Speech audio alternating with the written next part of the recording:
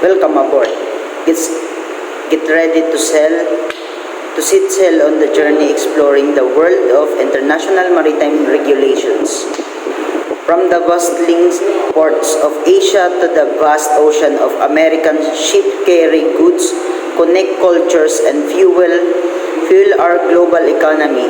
But behind that journey lies a complex network of rules and regulation designed to ensure the safety, security, and environmental protection. Today, we're diving into the world of SOLAS, MARPOL, and ISPC Code, International Maritime Regulation that governs everything from ship safety to pollution, prevention, and port security. Ready to learn about the laws that shape the maritime world and vital role they play in keeping our ocean safety, our ships inshore, and our planet healthy.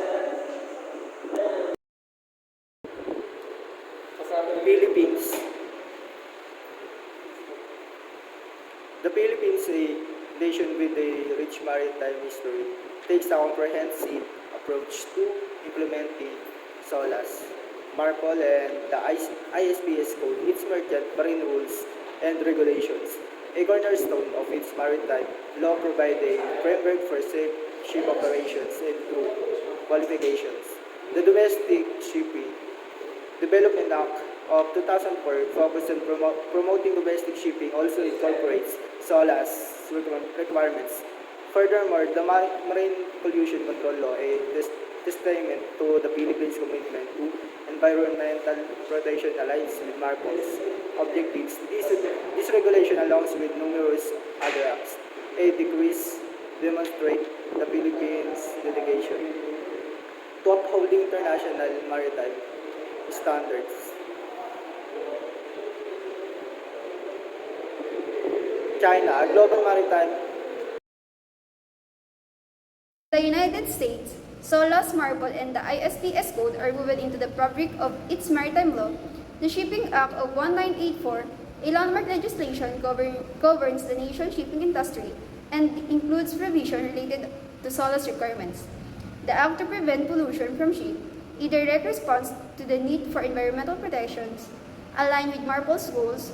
The Maritime Transportation Security Act of 2002, enacted in the wake of the 9/11 attacks, strengthened port security measures in accordance with the ISPS Code.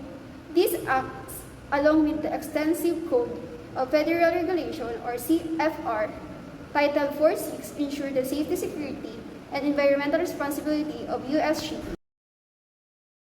China, a global maritime powerhouse, has established a robust regulatory framework for SOLAS, MARPOL, and the ISPS Code. The Maritime Traffic Safety Law, a comprehensive piece of legislation, governs maritime traffic and includes provisions related to SOLAS requirements. The law on the prevention and control of marine pollution reflecting China's commitment to environmental protection aligns with MARPOL's goals. The administrative regulation on port security is statement to China's focus on security implements the ISPS Code's requirements. This regulation, combined with numerous other decrees and regulations, ensure the safety, security, and environmental responsibility of Chinese shipping.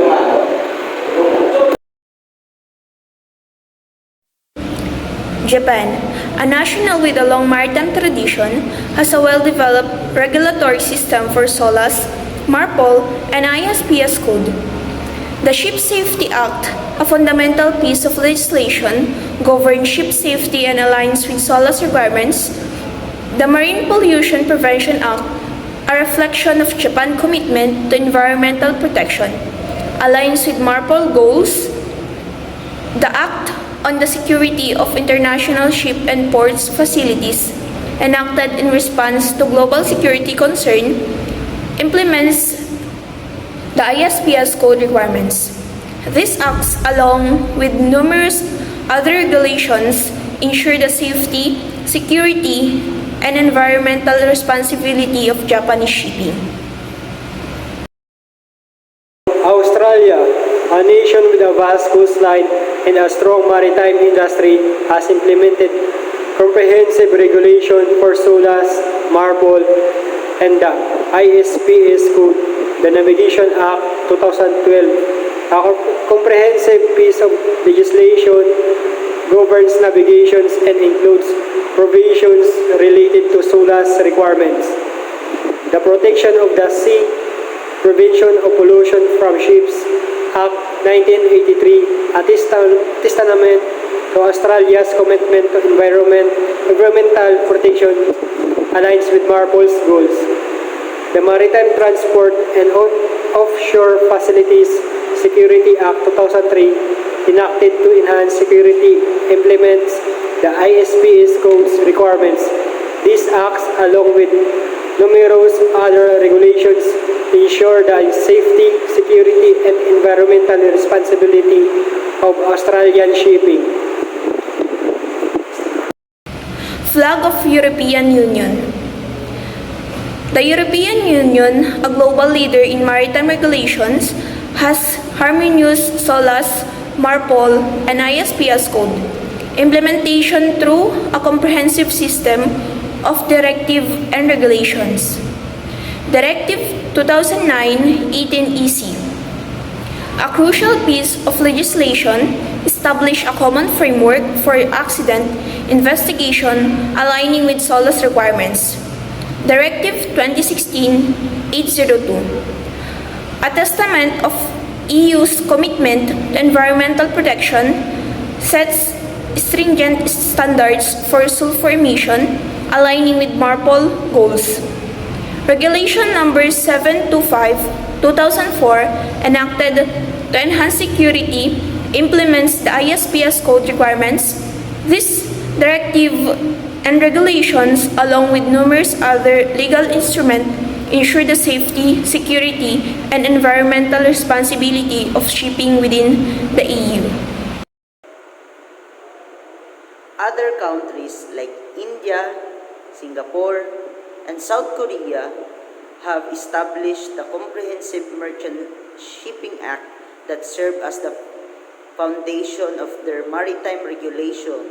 These acts encompass SOLAS, MARPOL, and ISPC code requirements, demonstrating this nation's commitment in international maritime standards.